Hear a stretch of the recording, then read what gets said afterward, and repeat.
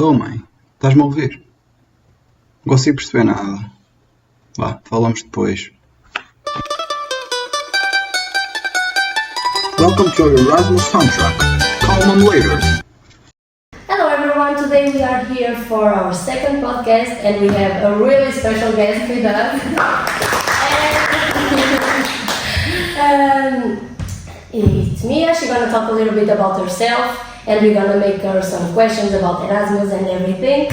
So you can talk a little bit about yourself now. Yes, I'll just sum it up quickly. I'm an Erasmus Coordinator and teaching assistant here at Par University of Applied Sciences. I did my major in marketing plus 1 year of psychology, but somehow I ended up, coordinating the Erasmus students. And I'm very happy to be here. Thank you for having me. Thank you for being here with us today. Yeah. Good. That's I have one question. Have you done Erasmus? If yes, tell me about your experience. Yes, well, having been an Erasmus student twice myself, right? I did my first Erasmus in Italy, the second one in Portugal. So you know what is it like. Yes. It was a major deal for me. We did actually the podcast with the other Erasmus students the last semester. They asked me the same question, and I would say it helped a lot in terms of I used to be a very shy girl, Mm-hmm. so it helped in sense that it opened up, wider horizon for me. Yes. So it sounds like a cheesy phrase, but it's true. Once you go to Erasmus, you never go back to the old settings. Yes, that's it. How can students best prepare before the living Erasmus experience? I think they should start by researching the destination and then brushing up on our local languages, at least enough to know where to find a coffee and bathroom. Yes, but I also believe that no preparation and no amount of preparation and planning can prepare you for such an experience. I think you have to just go with the flow without much preparations. That's the beauty of life in general. I would say. Be spontaneous. Yes. What's the funnest or most unexpected story you ever heard from an Erasmus student? Actually, one of the Erasmus students, I'm not referring to Par in particular, but one of the Erasmus students that was studying with me in Portugal, he somehow ended up, participating in the local political protest, thinking it was a street food festival. He saw food, and then he joined the protest, stayed for snacks, left with a big pamphlet, a big flyer, and probably learned a lot about civic engagement that any other lecturer could have taught him, yes. So I think he became a part of the community without even knowing.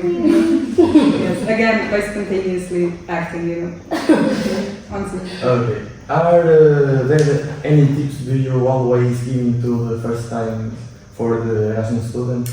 I would say learn to laugh when things go wrong, and they do go wrong very often. And also embrace flexibility, Also sounds like a cheesy phrase, but Everything is cheesy. it sounds like a cheesy phrase, but you need to learn how to be flexible.